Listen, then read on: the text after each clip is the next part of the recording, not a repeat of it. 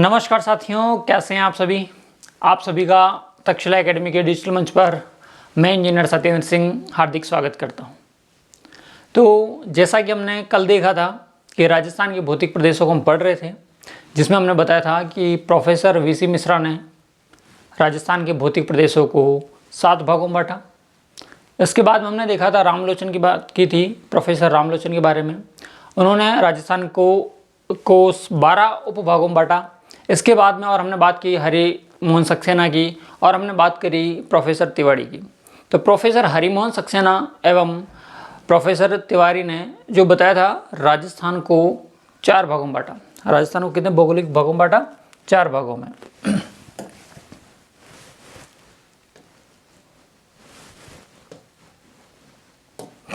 तो ये 4 भाग कौन कौन से थे, एक बार से फिर लिख के दे देता हूं मैं आपको।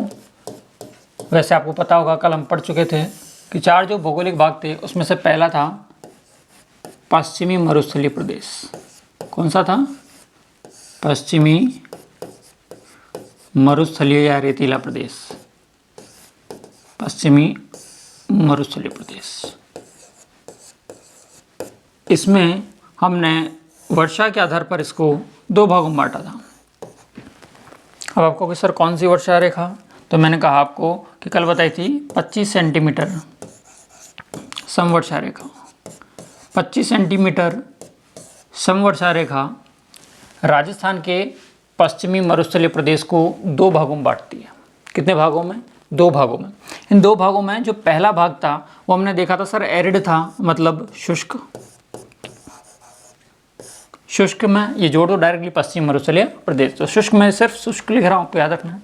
शुष्क के बाद में दूसरे को बांटा था हमने अर्ध शुष्क मरुस्थलीय प्रदेश।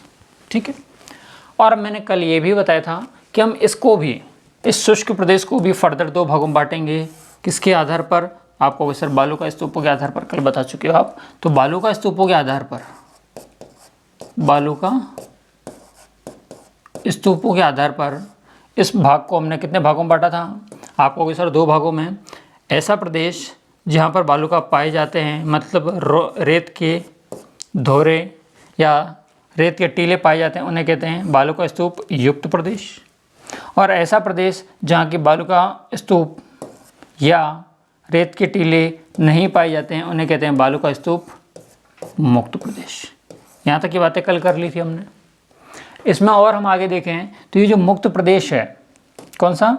ये मुक्त प्रदेश है, मैंने बताया था इसका पूरे पश्चिमी रेतीला प्रदेश का 41.50% भूभाग घेरता है, जबकि युक्त प्रदेश है वो आपके 58.50% भूभाग पर फैला हुआ है। ये सारी बातें कल की थी कि नहीं? बोलो हाँ या ना, है ना। तो युक्त और मुक्त प्रदेश। तो युक्त में हमने देख लिया, मुक्त में हमने देखा था, मैं यहाँ पे थोड़ा सा आपको बताना चाहूँगा कि युक्त में जो हमने देखा था, युक्त में हमने एक बात की थी कि इसमें कौन कौन से क्षेत्र आते हैं। युक्त में कौन कौन से क्षेत्र आते हैं, जिसमें हमने एक देखा था जैसलमेर। क्या देखा था?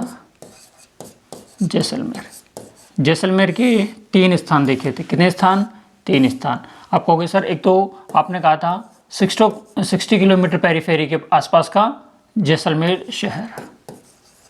ठीक। इसके बाद में मैंने एक और बात की थी, वो की थी हमने रामगढ़ के बारे में। रामगढ़ जो क्षेत्र है वहाँ पर बालू का स्तूप नहीं पाए जाते हैं। ये भी कहाँ पर है?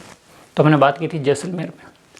एक और क्षेत्र है जिसका नाम है पोखरण। हालांकि कुछ कुछ एरिया में तो होते हैं, लेकिन लगभग मैक्सिमम एरिया में पोखरण में बालू का स्तूप नहीं है। इसके बाद में हमने और बात की थी एक नया ज़िला जो था बालोतरा। बालोतरा में एक स्थान आता है, स्थान का नाम पूछे तो पचपदरा। कौन सा? पचपदरा। और एक ज़िला जो नया बना है वो खुद ज़िला ही इसके क्षेत्र से बाहर है, वो है आपके फलौदी। ठीक है। इसको हमने कल एक मैप में भी आपको बताया था, एक हल्का सा मैप भी बनाया था, जिसमें हमने आपको बताया था कि ये जो पश्चिमी रेतीला प्रदेश है वो राजस्थान के कितने भागों में बटा हुआ है। सॉरी, कहाँ कहाँ आपके मरुस्थलीय प्रदेश नहीं है। तो देखो ये रहा आपका, मैं आपको यहाँ नोट करके दिखा रहा हूँ।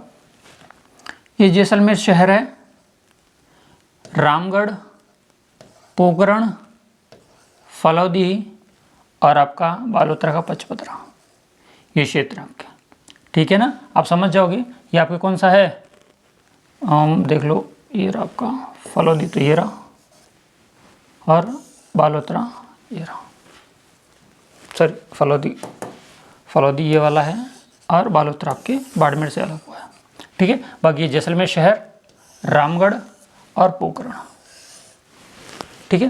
तो इस तरह से आपको ये पता होना चाहिए कि कौन कौन सा क्षेत्र कहाँ कहाँ आपके बालू का स्तूप हैं और कहाँ कहाँ नहीं है। तो आपको एक मोटा मोटा अंदाज़ा लग गया कि सर ये जो वाला एरिया है इसमें लगभग बालू का स्तूप नहीं पाया जाता। आप जब मैप बनाओगे तो क्या लगा दोगे, क्रॉस लगा दोगे। और इसके बीच में ही हमारी एक राजस्थान को लगभग 2 भागों में बांटने वाली संवर्षा रेखा, राजस्थान की बात कर रहा हूँ। आपसे पूछ लिया जाए कि पश्चिमी मरुस्थलीय प्रदेश को, किसको, पश्चिमी मरुस्थलीय प्रदेश को 2 भागों में बांटने वाली संवर्षा रेखा क्या नाम है, तो आप कह दोगे सर 25 सेंटीमीटर संवर्षा रेखा है। किसकी बात करें, पश्चिमी मरुस्थलीय प्रदेश की। अगर आपसे बात करें कि राजस्थान को लगभग 2 भागों में बांटने वाली संवर्षा रेखा कौन सी है, तो आप कह दोगे सर 50 सेंटीमीटर। कितने सेंटीमीटर, 50 सेंटीमीटर। तो 50 सेंटीमीटर के पश्चिम में जो एरिया है वो सारा का सारा क्या है, मरुस्थल है। क्या है, मरुस्थल है, ठीक है। अब सुनना, यहाँ पर और हम बात करें आगे किसकी बात करेंगे, बालू का स्तूप युक्त प्रदेश की। किसकी बात करेंगे, युक्त प्रदेश की। देखते हैं,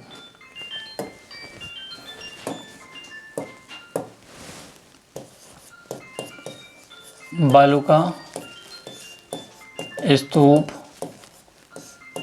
युक्त प्रदेश, युक्त प्रदेश।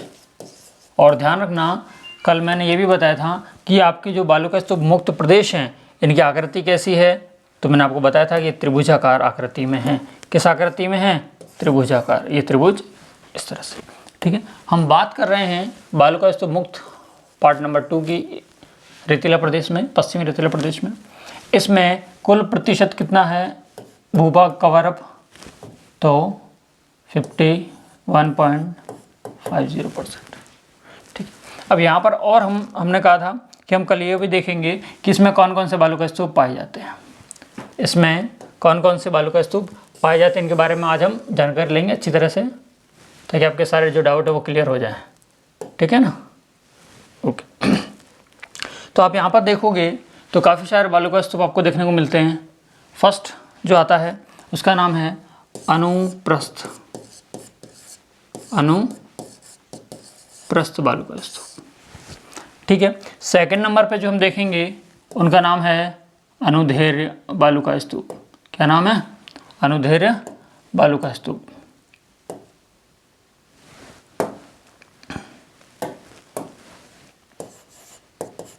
अनुदैर्घ्य, इनका मतलब क्या होता है, यही एग्जाम में पूछा जाता है। और कहाँ पाए जाते हैं ये पूछा जाता है, क्वेश्चन ज़्यादा कुछ नहीं पूछा जाता। अनुप्रस्थ, अनुदैर्घ्य, इसके बाद में आते हैं आपके बरखान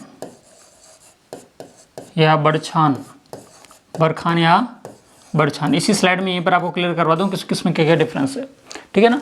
अनुप्रस्थ, अनुदैर्घ्य, बरखान या बड़छान। एक आते हैं आपके सबसे ज़्यादा पूछे जाने वाले, एक तो बरखान होते हैं, एक होते हैं आपके सीफ। क्या होते हैं, सीफ। एक और आपको जो देखने को मिलेंगे अच्छे खासा पूछा जाता है कि महिलाओं की हेयर पिन के जैसे कौन से बालू का स्तूप हैं, तो वो होते हैं पैराबोलिक, पैराबोलिक, पैराबोलिक बालू का स्तूप। बालू का स्तूप समझ में आ रहा है।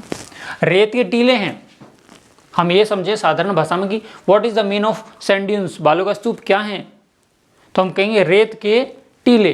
रेत के टीले क्या कहला रहे हैं, अलग अलग टाइप के होंगे तो उनके क्या बन गए, ये प्रकार बन गए, ठीक है। अगला जब हम देखेंगे पैराबोलिक के बाद में, तो बाकी तो इतने इंपॉर्टेंट नहीं है, आपको याद रहे तो अच्छी बात है, बट फिर भी पूछ लिया जाए आपसे कि तारा बालू का स्तूप क्या होते हैं, या तारक का है, तारा या तार का है बालू का स्तूप। और कौन कौन से हैं, और मैं बता देता हूँ आपको, यहाँ लिख देता हूँ। तारक के बाद में आपके आते हैं नेटवर्क बालू का स्तूप। इसके बाद में आते हैं आपके सब्र काफिस, जो कि झाड़ियों के किनारे बनते हैं। इसके बाद में नेटवर्क हो गए, सब्र काफिस हो गए, तारक हो गए। इसके बाद में एक और टर्म्स आ जाते हैं, बरखानाइड्स, बरखानाइड्स, ये अलग है और बरखाना अलग है। बरखानाइट्स। ठीक है, तो ये अलग अलग हैं। तो सुनो, अनुप्रस्थ बालू का स्तूप क्या होते हैं, एक बार में कंप्लीट करवा दूंगा इसको मैं। अनुप्रस्थ बालू का स्तूप क्या होते हैं? ऐसे बालू का स्तूप जो जैसे ये जा रही है हवा, आपकी हवा की दिशा के लंबवत बने। ये हवा की दिशा है, देख लो। ऐसे बालू का स्तूप जो हवा की दिशा के लंबवत बने, हवा को ही कहते हैं पवन, पवन की दिशा के विमुख, अपन कह सकते हैं इनको पवना विमुख। ठीक है ना, पवना विमुख। ये हवाएं चल रही हैं, ये क्या हैं? आप कह दोगे सर ये हवाएं हैं। देखो ये हवा है, ये क्या है? हवा। और ये बालू का स्तूप किस तरह से बनेंगे? ये बालू का स्तूप इस तरह से बनेंगे। हवा की दिशा के विपरीत बनने वाले बालू का स्तूप क्या कहलाते हैं? आप कहोगे सर अनुप्रस्थ बालू का स्तूप। या हम इसे कह सकते हैं, एक बात बताओ, हवा ऐसे चल रही है, आप कहोगे हाँ सर। बालू का स्तूप ऐसे बन रहे हैं, आप कहोगे हाँ सर। इनके बीच में एंगल बन रहा है, हाँ सर। कितने डिग्री का? आप कहोगे सर 90 डिग्री का। इस 90 डिग्री के जो एंगल को हम क्या समकोण नहीं कहते क्या? आप कहोगे ये तो बात सही है सर, ज्योग्राफी में भी आप गणित सीख रहे हो। ठीक है ना, तो इन अनुप्रस्थ बालू का स्तूप को समकोण बालू का स्तूप के नाम से भी जानते हैं। किसके नाम से? समकोणीय बालू का स्तूप के नाम से भी जानते हैं। समझ में आ गए अनुप्रस्थ बालू का स्तूप। अब चलते हैं अनुदैर्घ्य बालू का स्तूप के। यदि हवाओं की दिशाएं इस तरह से हैं, हवा की दिशा ये दिख रही है क्या आपको यहाँ सर दिख रही है। हवाओं की दिशा के समानांतर या साथ साथ या एक ही दिशा में, या हवा के पवन के अनुरूप या पवन के अनुदिश, है ना, चलने बनने वाले बरखान। जैसे ये हवा चल रही है, ये क्या थी हमारी? आप कहोगे सर हवा है। हवा की दिशा के अनुगामी, मतलब कहते हैं पवनानुवर्ती, पवन की अनुवर्ती। पवन क्या होती है? हवा ही तो होती है। पवनानुवर्ती मतलब हवा की दिशा के साथ साथ में बनने वाले। जैसे ये हवाएं चल रही हैं और बरखान में कैसे बनते चले जाएंगे? इस तरह से। ठीक है, हवा की दिशा के साथ साथ बनने वाले बालू का स्तूप क्या कहलाते हैं? अनुदैर्घ्य बालू का स्तूप। इसको बोलते हैं लेटरल, इंग्लिश वालों लेटरल बालू का स्तूप, सैंड ड्यून्स। और इसको बोलते हैं लॉन्गिट्यूडिनल,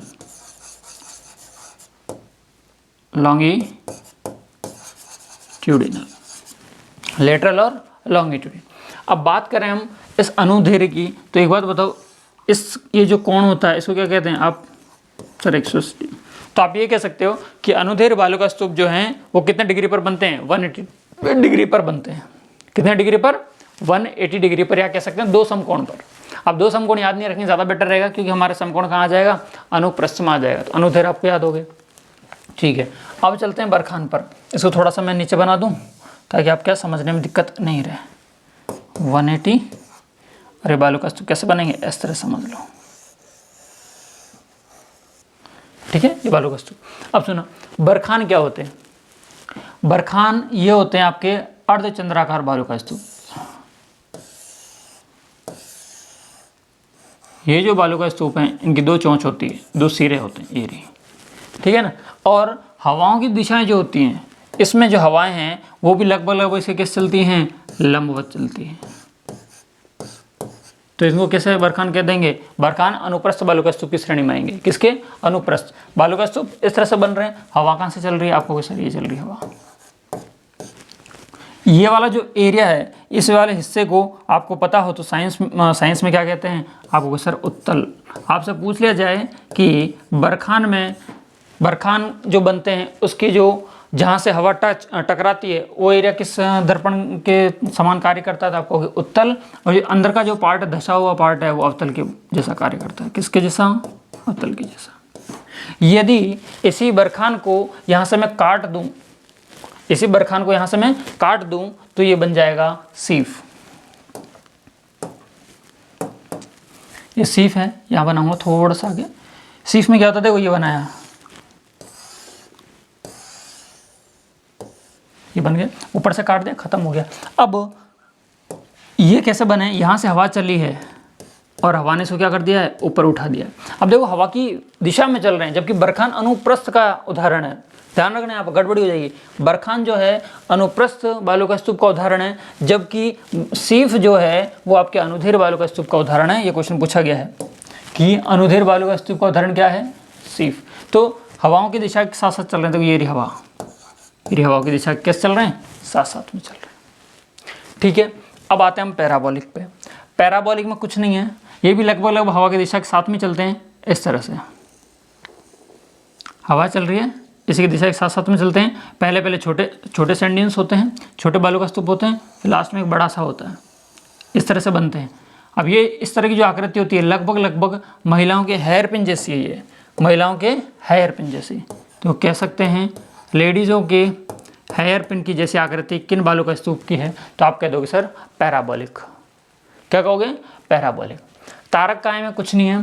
तारक काय का मतलब है कि अनियमित हवाओं की वजह से हवाएं ऐसे चली, कभी कभी ऐसे चली, कभी ऐसे चली, कभी ऐसे चली, कभी ऐसे, कभी ऐसे, कभी, मतलब हवाओं की अनियमित गति के कारण बनने वाले बालू का स्तूप क्या कहलाते हैं? तारा बालू का स्तूप कहलाते हैं। वो कुछ तरह से इस तरह की उनकी स्टार जैसी आकृति होती है।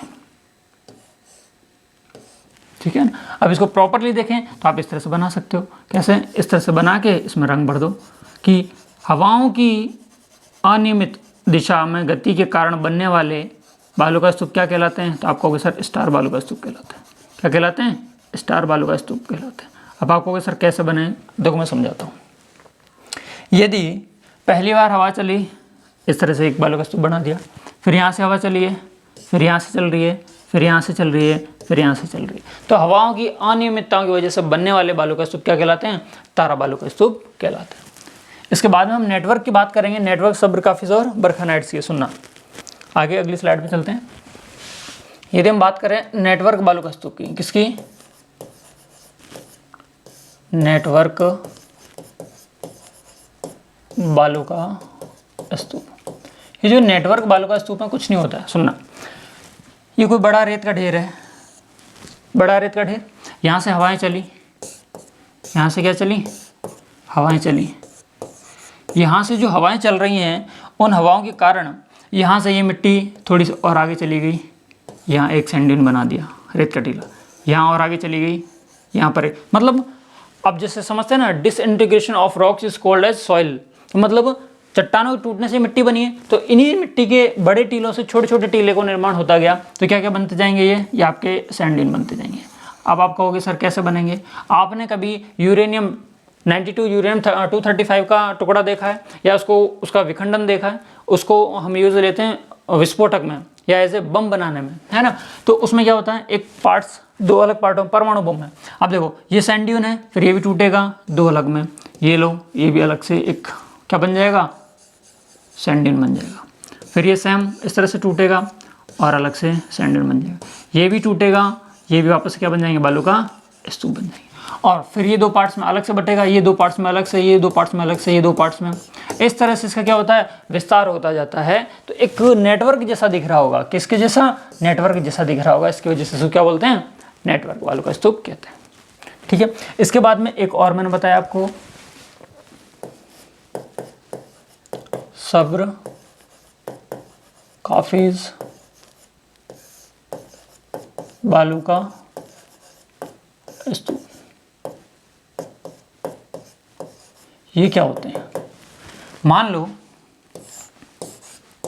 ये झाड़ियां हैं छोटी छोटी, ठीक है। इन छोटी छोटी झाड़ियों की वजह से या इन छोटी छोटी झाड़ियों के किनारे बनने वाले बालू का स्तूप। यहाँ पर जब बालू का रेत इसका सहारा लेके क्या बना लेगी? बालू का स्तूप का निर्माण कर लेगी। उन्हें क्या बोलेंगे? सब्र काफिज बालू का स्तूप। आपसे पूछ लिया जाए कि सब्र काफिज बालू का स्तूप क्या है, तो एक ही लाइन में आंसर देना है कि छोटी छोटी झाड़ियों के, छोटी छोटी झाड़ियों के सहारे, छोटी छोटी झाड़ियों के सहारे बनने वाले बालू का स्तूप किसकी श्रेणी में आते हैं? आप कहोगे सर सब्र काफिज। आपसे एक क्वेश्चन हल्का सा ट्रिकी क्वेश्चन पूछा गया था, इसमें मुझे बताना भी रह गया। इसमें एक चीज़ बतानी थी मुझे कि आपसे यदि ये पूछ लिया जाए कि कृषि जोत के किनारे, क्या पूछा जाए? कृषि जोत के किनारे, कृषि जोत के किनारे बनने वाले बनने वाले बालू का स्तूप कौन से हैं? तो आप कहोगे नेटवर्क बालू का स्तूप। ठीक है, यहाँ पर आपको पता चल गया शब्द का फेस नेटवर्क हो ही गया है। बरखा नाइट्स में कुछ नहीं, बरखा नाइट्स कैसे होते हैं? अंडे के जैसे होते हैं, इनको कहते हैं बरखा नाइट्स। ये भी कैसी हवाएं? हवाएं कुछ इस तरह से चली, कभी इस तरह से चली, बना दिया गोल। ठीक है, और आपसे पूछ लिया जाए कि राजस्थान में सर्वाधिक कौन से बालू का स्तूप हैं, तो कभी कभार बरखान भी दे सकता है और पैराबोलिक भी दे सकता है, लगभग ये दोनों अपने राजस्थान में पाए जाते हैं। ठीक है, फटाफट एक बार यहाँ से आप नोट डाउन करना स्टार्ट करें यहाँ से, ताकि हम आगे देखेंगे कि इन इसमें जो टाइप्स हैं उस वो कहाँ कहाँ पाए जाते हैं। जैसे अनुदैर्य हो गया, फटाफट इसका स्क्रीनशॉट ले लें।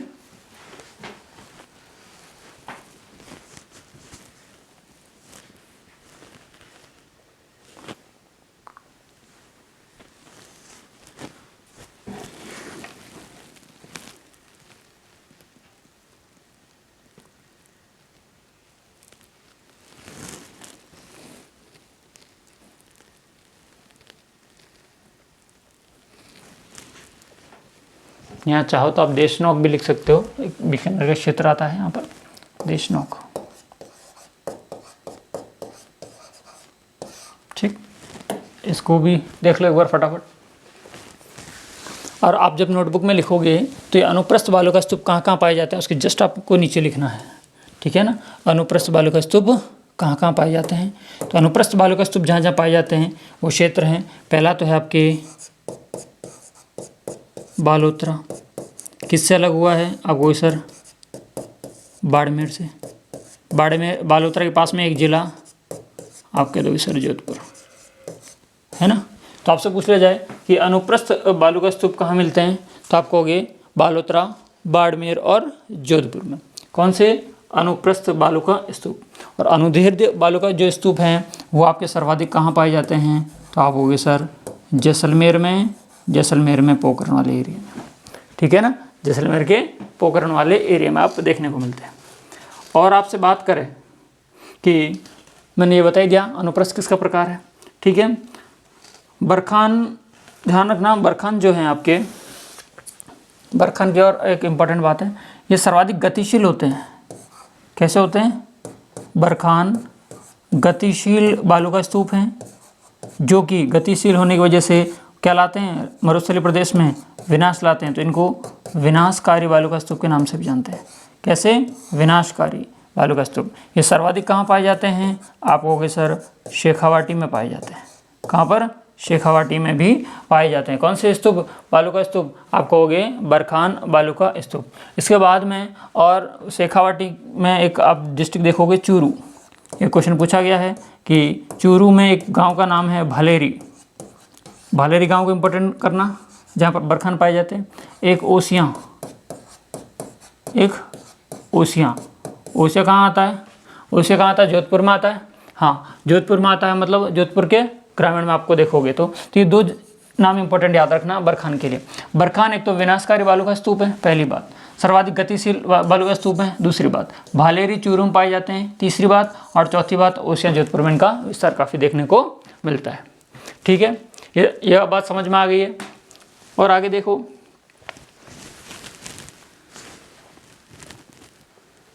इसको नोट डाउन कर लो एक बार।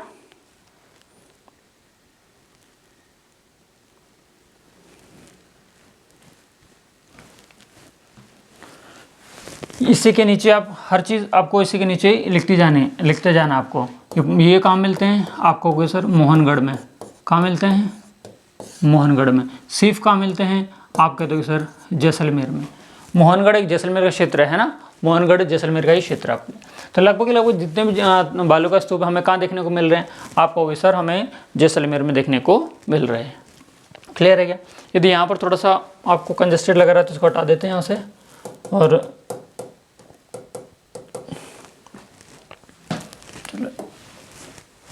एक ये नेटवर्क है, नेटवर्क बालू का स्तूप किसके किनारे बन रहे हैं? ये इंपॉर्टेंट फैक्ट है कि कृषि ज्योत के किनारे बनने वाले, किसके? कृषि ज्योत के किनारे बनने वाले बालू का स्तूप। ये भी सर्वाधिक पूछा जाए, मैक्सिमम पूछा जाए तो कहाँ होते हैं, जैसलमेर में, वरना चूरू में भी आपको देखने को मिलेंगे और हनुमानगढ़ में भी आपको देखने को मिलते हैं। चूरू और हनुमानगढ़ में भी आपको देखने को मिलेंगे।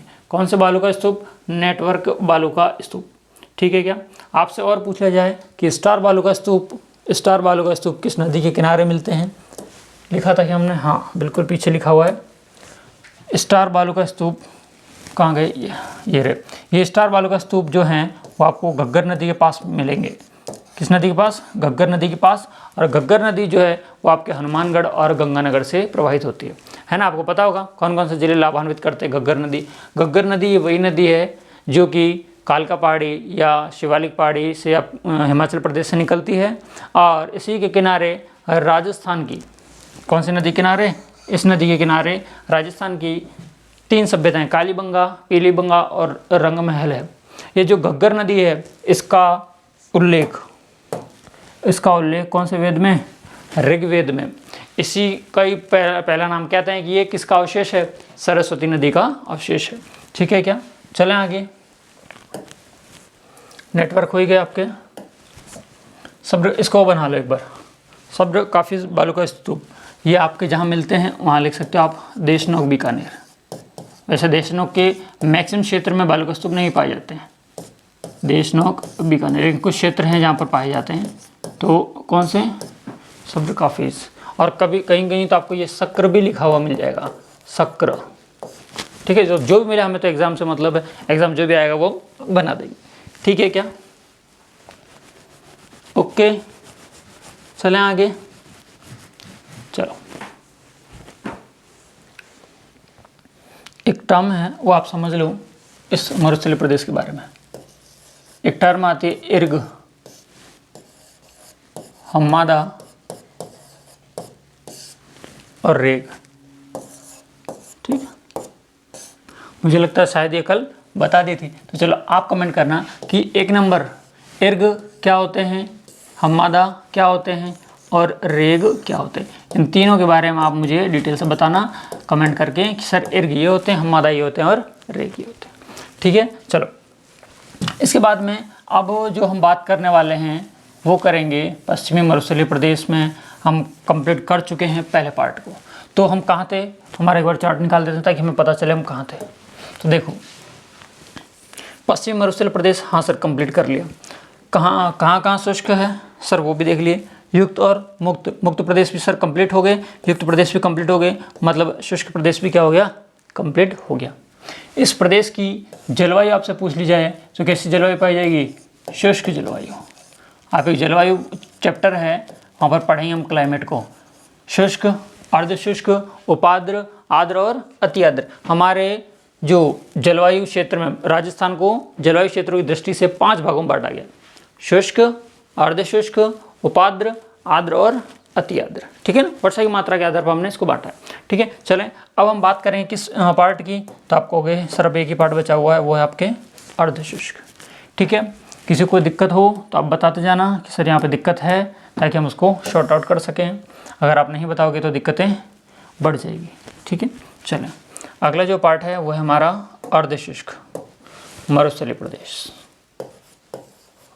अर्धशुष्क मरुस्थलीय प्रदेश, अर्धशुष्क मरुस्थलीय प्रदेश। अच्छा, तो मुझे एक चीज़ बताएं, अचानक से दिमाग में आ गई तो आपसे पूछ ली जाए कि आपसे यदि कोई पूछे कि नखलिस्तान क्या है, क्या पूछ जाए? नखलिस्तान क्या है, तो आप क्या जवाब देंगे? ठीक है, ध्यान रखना रेगिस्तान है ये। क्या है हमारा? रेगिस्तान। रेगिस्तान या मरुस्थल में, कहाँ पर? रेगिस्तान या मरुस्थल में ऐसा क्षेत्र, रेगिस्तान या मरुस्थल में ऐसा क्षेत्र जहाँ पर पानी की उपलब्ध मात्रा हो या पानी सफिशिएंट क्वांटिटी में हो, जैसे कि हम कहते हैं चांदन नलकूप। तो इसके वजह से, इसके कारण यहाँ पर इस तालाब या जो भी वाटर सोर्सेज, जल सोर्सेज, इसके किनारे क्या उग जाएंगे? हरे हरे पेड़ पौधे उग जाएंगे। क्यों? क्योंकि यहाँ पर पानी है। पानी की उपलब्धता की वजह से, रेगिस्तान में पानी की उपलब्धता की वजह से जो ये हरी भरी वनस्पति है या इसके आसपास का क्षेत्र जो हरा है वही क्या कहलाता है? नखलिस्तान। तो ये कह सकते हैं मरुस्थलीय भूमि में हरा भरा प्रदेश क्या कहलाता है? नखलिस्तान कहलाता है। क्या कहलाता है? नखलिस्तान कहलाता है। ठीक है, साइड में। अच्छा, एक वर्ड आता है चौलिस्तान। चौलिस्तान क्या है ये? ध्यान रखना, जो थार के मरुस्थल का राजस्थान में भाग है उसे पाकिस्तान में चौलिस्तान के नाम से जान, पाकिस्तान में थार के मरुस्थल का नाम, पाकिस्तान में थार के मरुस्थल का नाम क्या है? आपको सर चौलिस्तान। ठीक है, वैसे ही इसके बारे में चर्चा और करूंगा मैं कि थार पारकर क्यों नाम पड़ा है ना। थार पारकर क्योंकि पाकिस्तान का एक जिला है। वाल्मीकि जी ने क्या कहा, कर्नल जेम्स टॉड क्या कहते हैं, हिंगसान क्या कहता है, और सारे काफ़ी जो नाम है वो अरावली के संदर्भ में हम बात करेंगे। अच्छा चलो, बात करें हम हमारे राजस्थान की, तो राजस्थान में ये जो भाग है आप जो देख रहे हो पश्चिमी मरुस्थलीय प्रदेश वाला, यहाँ पर आप देखोगे तो वही पहले वाली बात कि इसको पश्चिमी मरुस्थलीय प्रदेश को बांट दिया। हाँ जी, बांट दिया। इसमें एक बीच में से ये कौन सी रेखा है? आप कहोगे सर ये 50 सेंटीमीटर वर्षा रेखा है जो राजस्थान को दो भागों में बांट रही है। इसके बाद में एक वर्षा रेखा और देखने को मिलेगी जिसका नाम है 25 सेंटीमीटर समवर्षा रेखा। कैसी? 25 सेंटीमीटर समवर्षा रेखा। ये 25 सेंटीमीटर जो समवर्षा रेखा है वो इसको पश्चिम मरुस्थलीय प्रदेश कितने भागों में बांटती है? आपको सर बता तो दिया, एक तो शुष्क और दूसरा अर्ध शुष्क, दूसरा अर्ध शुष्क। अब ये अर्ध शुष्क प्रदेश है, इसको तो हमने दो पार्ट्स में और डिवाइड करके देख लिया था, आपको यहाँ सर देख लिया था। एक बालू का स्तूप युक्त प्रदेश और एक बालू का स्तूप मुक्त प्रदेश। लेकिन अब इस अर्ध शुष्क प्रदेश को भी हम कितने भागों में बांटेंगे? आपको सर 4 भागों में। कितने भागों में? 4 भागों में। 4 भाग दिख रहे हैं क्या? हाँ या ना? हाँ दिख रहे हैं। ओके, अब सुनो, ये जो पार्ट है इसको मैं थोड़ा सा अलग कलर से डार्क कर देता हूँ। ये जो पार्ट है आपको दिख रहा होगा ये वाला, इसको कहते हैं, यहाँ पर एक नदी प्रवाहित होती है, नदी का नाम आपको अच्छे से पता है, जिसके किनारे आपकी कालीबंगा, पीलीबंगा, रंगमेला भी थोड़ी देर पहले बताया, फटाफट बताओ। ये जो क्षेत्र है इसमें कौन सी नदी प्रवाहित होती है?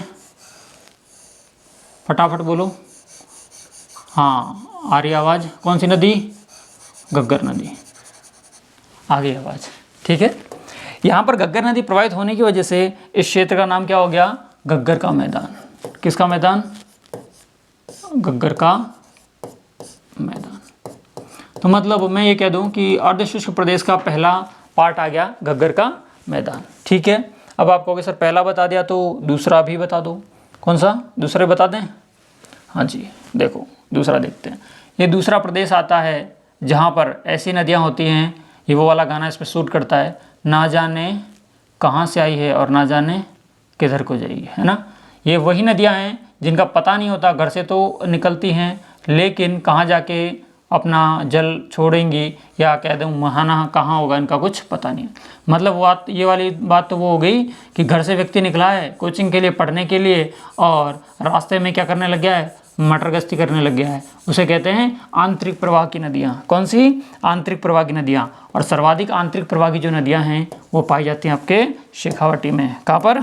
आपको सर शेखावाटी। तो इसका नाम हो गया शेखावाटी प्रदेश।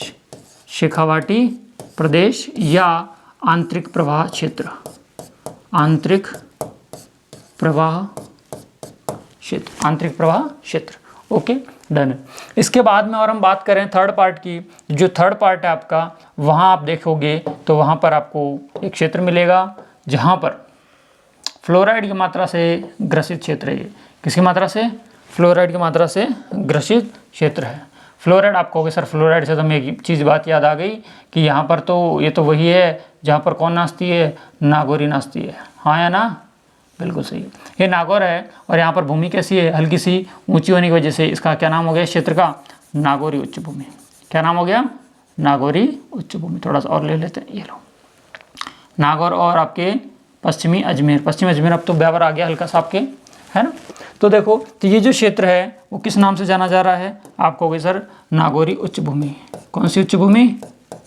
नागौरी उच्च भूमि। ठीक है, 3 पार्ट्स आ गए, घग्गर का मैदान, शेखावाटी प्रदेश या आंतरिक प्रवास क्षेत्र, या आपके आ गया नागौरी उच्च भूमि। कौन सा? नागौरी उच्च भूमि। आइए इसको थोड़ा सा क्लियर देख लेते हैं। नागौरी उच्च भूमि, ठीक है।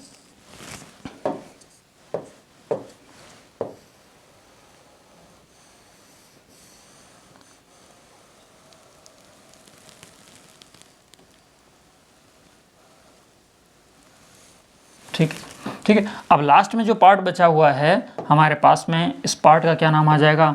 आप कहोगे सर इस पार्ट का नाम तो हम ही बता देंगे, क्योंकि यहाँ से एक नदी गुजरती है, नदी का नाम है लूणी नदी। कौन सी नदी? लूणी नदी। ये जो पार्ट है वो किस नदी का क्षेत्र, प्रवास क्षेत्र है? लूणी नदी का प्रवास क्षेत्र होने की वजह से, और यहाँ पर ये पाली, बाड़मेर, जालौर, सिरोही, ये वाला एरिया, यहाँ पर एक भाषा की भी प्रधानता है। तो आप कहोगे सर हाँ हम पाली से ही हैं और हमारी जो भाषा है वो गोडवाड़ी भाषा है। कैसी भाषा है? गोडवाड़ी भाषा है। इसकी वजह से इस क्षेत्र को क्या नाम दे दिया? गोडवाड़ प्रदेश या लूणी गोडवाड़ प्रदेश। गोडवाड़ ऑब्लिक लूणी प्रदेश। तो आपके दिमाग में एक चीज़ क्लियर हो गई कि अर्धशुष्क जो कि पश्चिमी मरुस्थलीय प्रदेश का दूसरा पार्ट था, अर्धशुष्क को हम इसके प्रवास क्षेत्र या अध्ययन की दृष्टि से हम 4 भागों में बांटते हैं। पहले पार्ट का नाम आपके सामने है घग्गर का मैदान, क्योंकि घग्गर नदी, शेखावाटी, क्योंकि यहाँ आंतरिक प्रवाह की नदी है तो इसका नाम हो गया शेखावाटी प्रदेश। तीसरा नाम यहाँ पर नागौर वाला एरिया जहाँ पर फ्लोराइड की मात्रा ज़्यादा होती है। और ध्यान रखना ये जो नागौर है यहाँ पर जिसकी अधिकता है वो है आपके फ्लोराइड। किसकी अधिकता है? फ्लोराइड। और आपको पता हो तो फ्लोराइड जो है फ्लोराइड के कारण यदि आप फ्लोराइड पानी पीते हो तो दांत कैसे पड़ जाएंगे? दांत पीले। दूसरी बात, हड्डी कैसे हो जाएंगी? कमज़ोर। इसके बाद और बात करूं तो यदि जो आपने देखा ऊँट के ऊपर एक कुबड़ सी निकली हुई होती है, तो यदि इस पानी का सेवन करते हैं तो व्यक्ति की क्या निकल जाती है? कुबड़ निकल जाती है। तो कुबड़े लोग या कुबड़ निर्माण हो जाता है, ऐसे कह सकते हैं। कुबड़ या इतना ही लिखो आप, कुबड़ निकल जाता है ना। कुबड़े लोगों को हम क्या कहते हैं? बांका हो गया है तो बांका। ठीक है, तो कुबड़ पट्टी और बांका पट्टी का विस्तार भी आपको नागौरी भूमि में देखने को मिलता है। तो कुबड़ पट्टी और बांका पट्टी का संबंध किस जिले से? आपको सर नागौर और अजमेर का पश्चिमी अजमेर लगभग ब्यावर वाला है। ठीक है, लूणी गोडवाड़ प्रदेश में आप देख ही रहो, बाड़मेर आ जाएगा, थोड़ा सा आपके जालौर, सांचौर आ जाएगा, जालौर आ जाएगा, हल्का सा सिरोही ना के बराबर, और इसके बाद में पाली आ जाएगा। ठीक है, और बालोतरा, अब तो खैर नया डिस्ट्रिक्ट भी आ गया बालोतरा। ठीक है, हाँ जी, तो क्लियर बात है यहाँ तक। तो अर्धशुष्क प्रदेश के बारे में फटाफट से एक बार इसको लिख लो, या इसको नोटबुक में नोट डाउन करना तो उसको कर लो।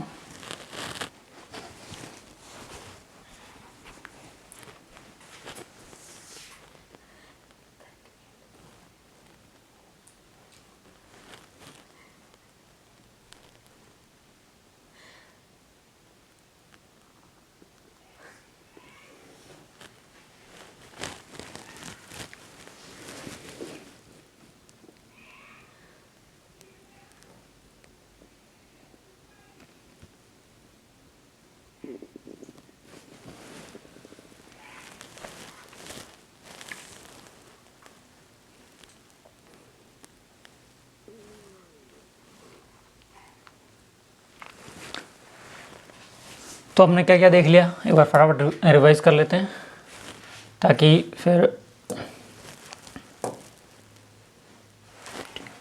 हमने क्या देखा। हमारा टॉपिक था आज का पश्चिमी मरुस्थलीय प्रदेश। पश्चिमी मरुस्थलीय प्रदेश, इसको हमने 2 भागों में बांटा था। कितने भागों में? 2 भागों में बांटा। एक भाग का नाम क्या लिख दिया हमने? आप कहोगे सर ये आपके नोट्स की वजह से मुझे थोड़ा साफ करना पड़ रहा है ना, ताकि आपके पास में ये PDF अच्छे से आ सके आपके सामने। ठीक है, इसके बाद में एक शुष्क और एक अर्धशुष्क। अब हम बात करेंगे शुष्क प्रदेश, जो कि बालू का स्तूप के आधार पर इसको कितने भागों में बांट दिया गया हमने? आप कहोगे सर 3 भागों में बांट दिया गया। कितने भागों में? 3 भागों में बांट दिया गया, सॉरी 2 भागों में। बालू का स्तूप युक्त प्रदेश और बालू का स्तूप मुक्त प्रदेश। ये युक्त और मुक्त क्या हैं? आप कहोगे सर युक्त प्रदेश में 58.50% एरिया घेर रखा है किसका, पश्चिमी मरुस्थलीय प्रदेश का, जबकि मुक्त में 41, क्या ज़्यादा होगी क्या, ये 41 पॉइंट है ना, गड़बड़ मत कर देना, 41.50, ठीक, ओके।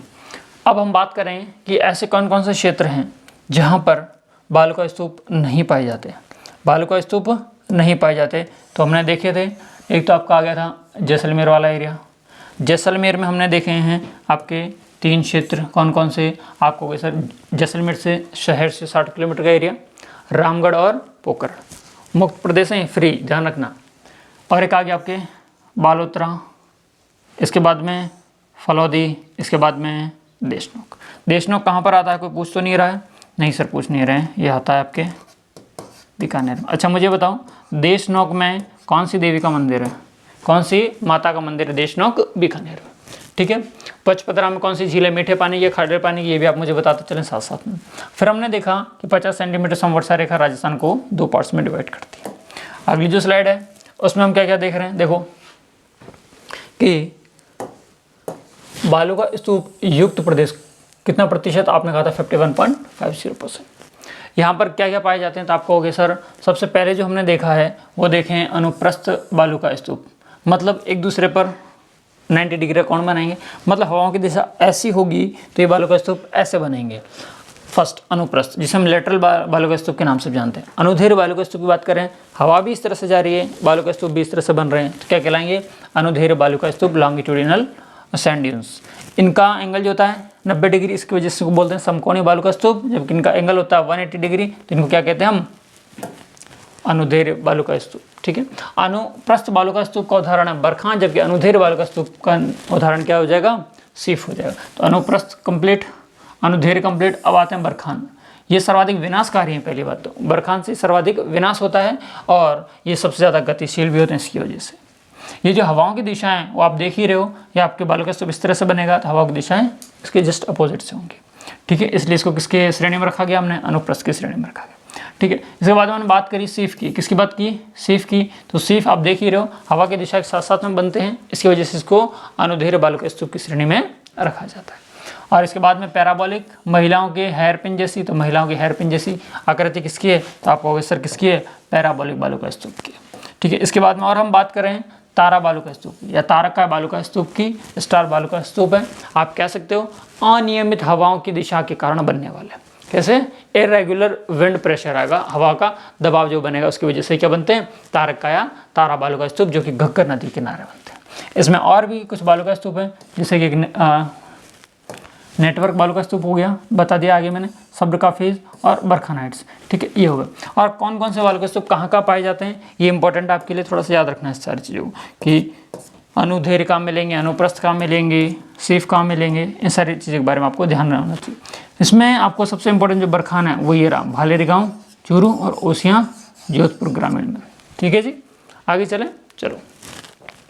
फिर हमने देखा था कि नेटवर्क बालू का स्तूप क्या होते हैं, किसके बारे में, नेटवर्क बालू का स्तूप के बारे में देखा था। तो नेटवर्क बालू का स्तूप आप देख रहे हो, इसमें सबसे इंपॉर्टेंट वर्ड ये रहा कि कृषि जोत के किनारे बनने वाले बालू का स्तूप क्या कहलाते हैं, नेटवर्क बालू का स्तूप कहलाते हैं, जो कि सर्वाधिक जैसलमेर में और चूरू और हनुमानगढ़ में भी पाए जाते हैं। किस तरह से बनेंगे आपको अच्छे से दिख भी रहा होगा, इनकी जो आकृति है वो लगभग टूटने से बनती है। देखो एक बालू का स्तूप टूटेगा तब जाके दूसरा बनेगा, ठीक है क्या, इसे थोड़ा सा रंग दें, ठीक है। अब सुनना, इनकी वजह से नेटवर्क बनता हुआ दिख रहा है, इसकी वजह से क्या बोल दिया गया, नेटवर्क बालू का स्तूप बोल दिया गया। आप देखो, ठीक, ये देखो। अब हम जो आगे बात करने वाले थे वो सब्र काफिज बालू का स्तूप, जो कहाँ मिलते हैं, देशनोक बीकानेर में, झाड़ियों के किनारे, कैसी किनारियों के, छोटी झाड़ियों के किनारे बनते हैं, इसकी वजह से क्या नाम दे दिया, सब्र काफिज बालू का स्तूप के नाम से जाना गया, ठीक है। आगे देख लो, आगे हमने बात करी बहुत अच्छी तरीके से किसके बारे में, आर्द्र शुष्क मरुस्थलीय प्रदेश के बारे में। आर्द्र शुष्क मरुस्थलीय प्रदेश, आपसे एक बात और चर्चा करनी थी मुझे। तो देखो, यदि आपसे ये पूछा जाए कि 25 सेंटीमीटर, कितने सेंटीमीटर, 25 सेंटीमीटर के पश्चिम में और 50 सेंटीमीटर के पश्चिम में और 25 सेंटीमीटर के पूर्व में कौन सा प्रदेश है? तो आपको आंसर क्या आना चाहिए? अर्धशुष्क। इसलिए बता रहा हूँ, क्वेश्चन एग्जामिनर पूछने का तरीका बदल सकता है। अब 50 सेंटीमीटर किस में आ रहा है? पश्चिम में। और 25 से किस में आ रहा है? पूर्व में। कौन सा क्षेत्र? तो आपको अर्धशुष्क।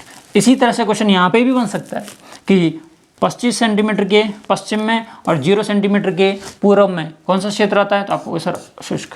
समझ में आ रहा है? क्वेश्चन कैसे भी पूछा जा सकता है। अर्धशुष्क प्रदेश को 4 भागों में बांटते हैं हम। जहाँ पर घग्गर नदी का प्रवाह क्षेत्र है उसे हम क्या कह देते हैं? घग्गर प्रवाह क्षेत्र। क्या कहते हैं? घग्गर प्रवाह क्षेत्र या घग्गर का मैदान। इसके बाद में थोड़ा सा और नीचे आओगे जिलों के रूप में, तो आप देखो शेखावटी वाला प्रदेश है, जहाँ पर घग्गर नदी जहाँ पर नदियाँ जो हैं आंतरिक प्रवाह की पाई जाती हैं। कैसी? आंतरिक प्रवाह की नदियाँ पाई जाती हैं, इसकी वजह से इसका नाम हो गया शेखावटी या आंतरिक प्रवाह प्रदेश। ठीक है जी। इससे थोड़ा सा और आप नीचे देखोगे राजस्थान में, तो राजस्थान में देखते हैं नागौर को। किस जिले को? नागौर को। अब आप बात करोगे सर नागौर के तो टुकड़े भी हो चुके हैं। मैंने कहा बिल्कुल सही बात है, नागौर के जो टुकड़े हो चुके हैं तो हम ये कह सकते हैं कि यहाँ पर डिडवाना और कुचामन भी इसके अंदर आएंगे। आपको बिल्कुल सही है ना? तो डिडवाना और कुचामन भी देखने को मिलते हैं। इधर आप शेखावटी में नया जिला आपको नीमका थाना आपको देखने को मिलेगा। ठीक है। इसके बाद में नागौर उच्च भूमि है, यहाँ पर फ्लोराइड की मात्रा ज़्यादा पाई जाती है इस पानी में। इस पानी को पीने से दांत पीले, हड्डियाँ कमज़ोर हो जाती हैं, कुबड़ निकल जाती है, इसलिए यहाँ पर एक पट्टी पाई जाती है जिसे हम क्या कहते हैं? कुबड़ पट्टी या बांका पट्टी। पूछा गया क्वेश्चन है कि कुबड़ पट्टी एवं बांका पट्टी का विस्तार किस जिले में? कुबड़ पट्टी या बांका पट्टी। और इस पानी को ना पिया जाए इसके लिए राजस्थान सरकार द्वारा एक इंदिरा गांधी लिफ्ट नहर परियोजना से एक लिफ्ट नहर निकाली गई है जिसका नाम है पन्नालाल बारूपाल लिफ्ट नहर। ठीक है, ओके। इसके बाद में लास्ट में लोहनी प्रवाह क्षेत्र होने की वजह से इसका क्या नाम हो गया? गोडवाड़ या लोहनी प्रदेश। ठीक है, गोडवाड़ या लोहनी प्रदेश के नाम से। ठीक है, बाकी तो आपकी चीज़ें ठीक है, ओके हो जाएंगी क्लियर बाकी तो। ठीक है, रुक जाओ एक बार, इसको मैं आपको डिलीट कर देता हूँ ताकि आपके पास में PDF जो पहुँचे एकदम व्यवस्थित तरीके से पहुँच जाए। ठीक है,